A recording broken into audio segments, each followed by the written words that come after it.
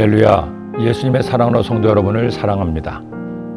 조영기 목사님께서 50대였던 시절 창세기 27장의 말씀을 강의하는 설교를 얼마 전에 들었습니다.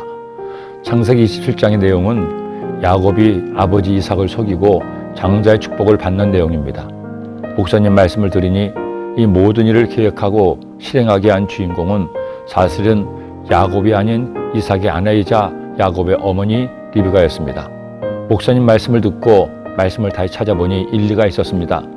조용하고 습기 없는 이삭과는 달리 리브가는 대단한 성격을 가진 여장부였습니다.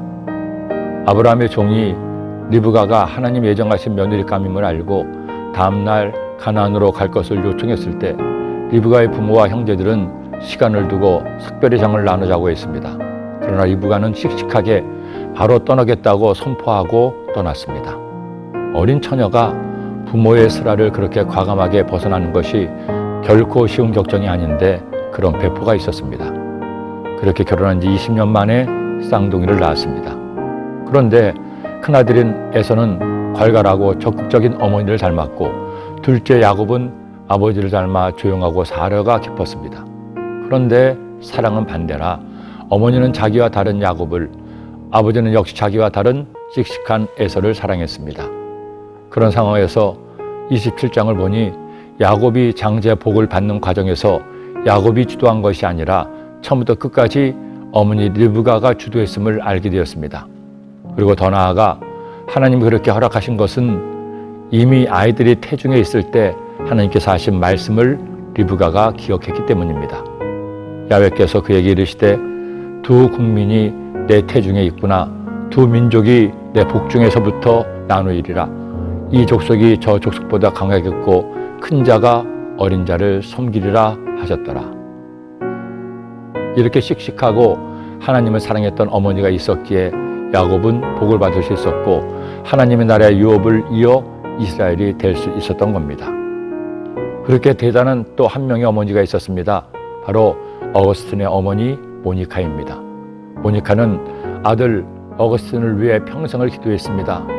그러나 어머니의 기도와는 반대로 어거스틴은 하나님을 떠나 거짓 종교 만유교에 빠지기도 하고 여인과의 쾌락에 빠져 방탕한 생활을 거듭했습니다.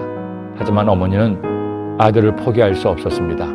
평생을 자식을 위해 기도한 어머니의 기도는 마침내 하나님을 기쁘시게 했고 어느 날 하나님은 전날에도 술에 취해 늦잠을 자던 그를 깨우시고 아이들이 나누는 성경 말씀을 듣게 했습니다.